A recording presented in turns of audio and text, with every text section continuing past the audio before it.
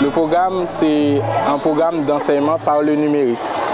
C'est pratiquement les mêmes contenus, mais avant, quand on disait contenu, on voyait un programme détaillé par le ministère de l'Éducation nationale, dont les contenus étaient tout simplement dans l'imaginaire.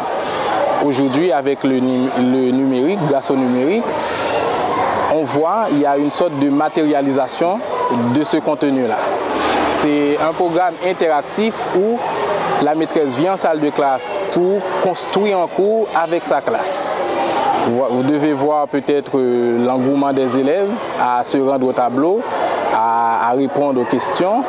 Et c'est une attitude déjà assez positive parce que ce n'était pas là avant. Il y a des séances entre 15 et 16 heures de formation où les travaux se font pratiquement en atelier parce que ces gens-là qui sont dans ce programme, c'est des gens-là qui ont déjà 20, 15, 25 ans en tant qu'enseignants, mais pas avec le numérique.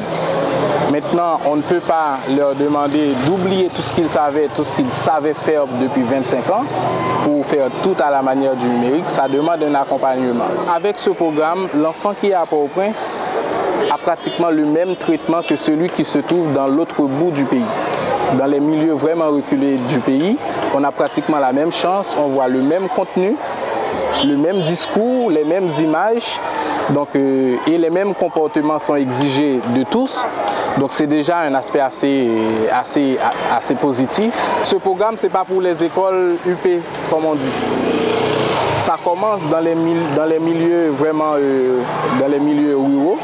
Donc là où il n'y a peut-être pas de grands moyens, où les élèves doivent déplacer, où les élèves sont vraiment mal encadrés. Il y a la formation pour les profs et puis les enfants vont bénéficier de ça. Donc l'apport est considérable. Dans chaque école, il y a un responsable technique. Le rôle de ce responsable-là, c'est de veiller à ce que l'équipement fonctionne. Il a des connaissances en informatique, il sait comment il doit entretenir, nettoyer. Et puis, il y a ce qui faisait peur, c'était le problème de l'instabilité de l'électricité, du courant électrique.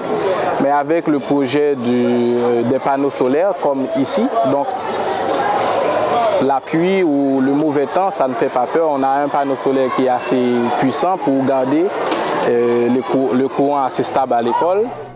M'ba pour l'aider, m'ba pour les toi, m'a demandé qui ça pour me faire. Son qu'il a fièvre dans les moyens.